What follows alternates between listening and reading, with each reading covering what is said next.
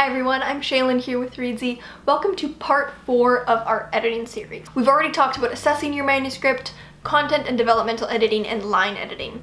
Today we're talking about getting feedback and working with critique partners. If you've made it this far in the process, you've probably taken your manuscript from something that was pretty messy to something actually quite polished. But we haven't talked about getting feedback from other people yet, which is such an important part of revising a book. Now let's first quickly chat about when to do this in the process. Although this is the 4th video in the series, it's not necessarily going to be the 4th stage of the process. In fact, it might happen throughout, it might happen kind of whenever you need it to. So just because we're talking about it here at step 4 doesn't mean that it's actually step 4. It kind of needs to happen per your best judgment when you feel you need feedback. So you want to get feedback when you've fixed the known issues in your story, when you've implemented all the changes you want to make, and when you feel ready to get feedback. You're probably not ready for feedback if you have known issues that you haven't fixed, because then the person giving you feedback is already going to comment on the issues that you already know about. It's going to be a bit of a waste of time for both of you. You might as well give them the most updated version possible, because for all you know, those little changes will really change their reading experience. It is totally normal to feel nervous when you're getting feedback on your work, but maybe you're new to getting feedback and you just don't feel ready yet, then it's okay to take a bit more time. You'll probably have to get feedback eventually. At a certain point, you've kind of got to bite the bullet and send the book out. But if you really don't feel like you're in a good spot to receive feedback on your work, then it's okay to take your time. So how do you get feedback and who should you look to? We'll talk about working with a professional in the last video of this series, but there are also other ways to get feedback before working with a professional. A professional is probably going to be the last person you work with. If you don't want to bother with any of these methods, you can hire an editor now. Just know that you might have higher editing costs if you haven't gotten feedback from other people yet, because the book will likely need to go through more rounds of editing. So the first place to get feedback is beta readers. Beta readers are a group of volunteers who read your book kind of like a test audience. They give feedback by answering questions that you provide, and they don't do line edits. You should implement beta readers when you are in a late stage of editing. You don't want to get beta readers too early on. They should really be reading a pretty late draft. The pros of working with beta readers are that you can get the perspective of a wide general audience. You can also look for trends because you're getting feedback from a range of people, maybe 10 to 20. They're also unbiased, but I put an asterisk next to that because they're not actually unbiased. They're people. All people are biased. They're unbiased in the sense that they're not your friends, and so they don't know you. However, I think you can be friends with the people you get critiques from, and if they're good friends to you, they should be able to give you perfectly good critique even if you're friends. But that is something that a lot of people look for, and it's why they hire betas, is because they want to get feedback from strangers, people who don't know them. The cons are that there's not really any trust there, so it can feel like kind of a scary process, and they're just strangers, right? So there's no working relationship. Many of them won't give quality feedback, so you usually need to go through a lot of betas just to get a handful who will actually help you with your manuscript. And it's also a lot of administrative work. It's just a lot of work to find betas, send out all the reviews, organize all of the feedback. If you want to work with beta readers and this is something that you think would be beneficial for your process, I would recommend trying to find a group of trusted betas you can work with long term and actually build like a trusting relationship. So they're your beta readers and they enjoy reading your work. They want to give feedback on all of your manuscripts, and you can find a way to kind of like pay them back because they are doing volunteer work. I think this is better than trying to find new betas every single time.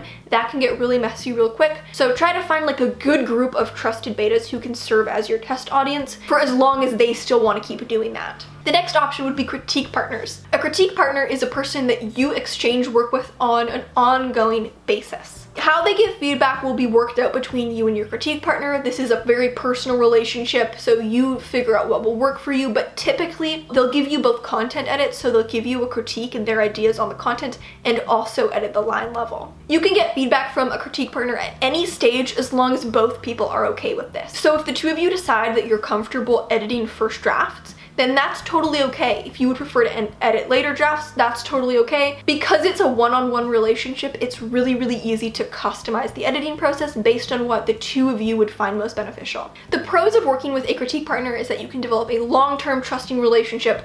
someone that you can actually have discussions about your book, you can ask questions, you can brainstorm and bounce ideas off of each other. You'll get developmental and line edits from them. You can get edits at any stage. It's also just a very flexible process that you can design based on what works for you because you're just working one-on-one. The cons, there aren't really many cons of working with critique partners. I think the main one is just it's hard to find your critique partner soulmate. It can be hard to find the person who's like the perfect critique partner for you and you're also the perfect critique partner for them. This isn't a con in my opinion, but maybe some people would consider it a con. You have to give what you get, right? With a critique partner, like you have to edit their work as well. This is a big time commitment, but I think that's what critiquing should be. I think critiquing should be mutual. You'll learn a lot about writing by critiquing other people's work. So do keep in mind that this is meant to be a mutually beneficial relationship. It doesn't mean that you need to both exchange books at the exact same time. Like you need to wait until you both have a manuscript and then exchange them. But in general, you're going to be doing a lot of critiquing work for this person as well. I think that's a good thing. Do be aware of that. If it's not something that you want to do, then you probably just want to hire a professional editor. And finally, there are writing workshops. I'm a big fan of writing workshops. I think they're really great. A workshop is kind of like a group of critique partners working all together. So you'll have a group of people, maybe 3 to 5, maybe even more, who exchange work and then you discuss together. Typically, you'll get feedback in the form of an edit letter, so notes on the content, line edits, and then you'll also take notes during the workshop discussion. The pros are similar to working with a critique partner. You can develop a long-lasting relationship with your workshop group. I have a workshop group I've been working with for years, and it's really great to have a group of people that I can trust with my work. You can also get edits from multiple people, and so it's easier to look for trends and compare and get like a group consensus. And you also get to listen to an active discussion on your book rather than just reading static notes. Plus, you just get tons of material to work with because you're getting edits from multiple people in multiple forms. The cons are also that it can be hard to find a good one, it's not accessible to everyone, and it can be hard to coordinate schedules and times when you're working with multiple people. I would recommend critique partners to every writer. I would recommend workshops to people who think they would work well in a group environment and who have access to one. And I would recommend beta readers only to those who think that that style of feedback would be beneficial to them. So you get feedback in your chosen method. What do you do now that you have the feedback? Well, you're gonna have to decide which feedback you want to implement and what you don't. Not all feedback will resonate with you, and that is totally okay. If a piece of feedback takes you further from your vision of the story, you don't have to implement it. In fact, it's probably going to be impossible for you to implement every edit you get, especially if you're getting feedback from multiple people.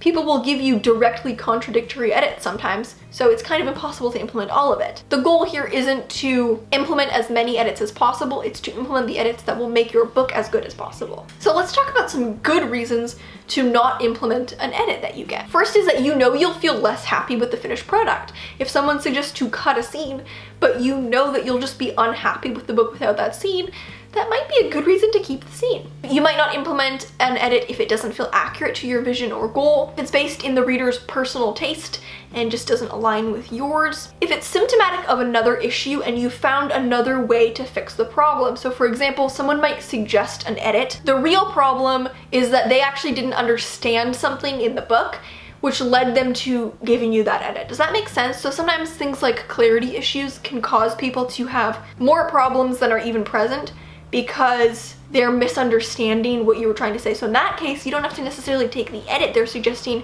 You need to go to the root of the problem and fix the clarity issue. So then the next people reading the book will actually understand what you were going for, and then maybe they won't have that issue. You might also not implement an edit if it does correctly identify a problem, but you don't like their proposed solution. So you might say, you're right in finding this issue, but I need to find a different way, find my own way to fix the problem. What are some bad reasons not to take an edit? First is just if it seems like it'll take a lot of work and you don't want to bother with it. Sometimes you'll get edits and it'll be like, oh my god, I know I should do this, but it's going to be so hard, it's going to take so much work. But that is why you're here, right? To make your book as good as possible. So don't shy away from the challenge. It'll probably take a few months and in the end you'll be happier that you did it. Or if you just don't want to accept that it's a problem, you don't want to accept that the book has flaws, you're rejecting the edit on the basis that you just don't want to accept that that person is right. And if you find yourself doing this a lot, it is something that you need to work on and evaluate how you're getting feedback and the mindset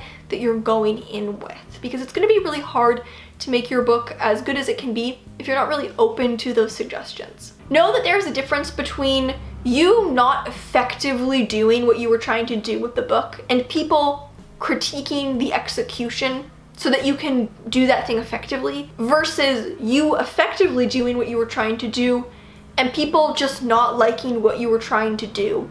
In the latter case, it's more a matter of taste and you might not take those edits. In the former, they are really finding ways to make your book better, and those are likely the edits you want to take. Let's say your main character has a very negative character arc. Like by the end, they are becoming a worse person. Maybe one of your readers just doesn't like character arcs like that, and so they critique your intention and what you were doing. They're not critiquing the execution and whether it was done well. They're just critiquing what you were trying to do. That's probably not going to be a useful critique for you. But there will be people who come in and say, okay, I see what you were trying to do. These are the places where you're not doing it effectively. Those are the edits you want to take. If you're working with beta readers, you can look for trends. So feedback that multiple people gave you, characters lots of people didn't like, plot points lots of people didn't find interesting. But keep in mind that just because something isn't a trend doesn't mean it's not useful.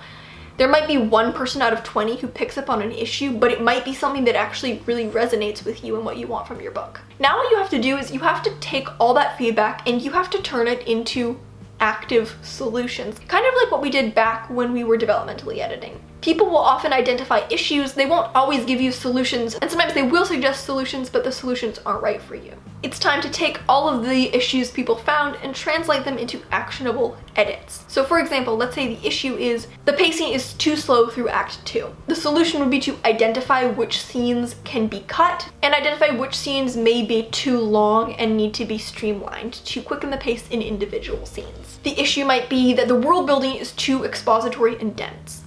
Your solution might be to relocate scenes so they take place at important locations or during important events so you can integrate the world building into the scenes. From here, you're pretty much repeating what you did when you were doing your developmental edit. Depending on which stage you are in the process, you may need to do a very deep edit, with changes to almost every chapter, or later on in the process, the book has already been seen by several people and it's in like its final round of critiquing. You might get feedback that just picks up a few little issues and then you can just go sit down and fix those issues in one day. So the edits will get easier with each draft and each round of critique. So that is how to work with critique partners, beta readers, basically working with your friends or the general public. But there's still one type of editing and critiquing we haven't talked about, which is working with a professional editor. So next week in the final video of this series, we're going to be talking about the professional edit. Thank you so much for watching. Remember to subscribe and turn on notifications so you don't miss any new videos from us, and I'll see you in the next one.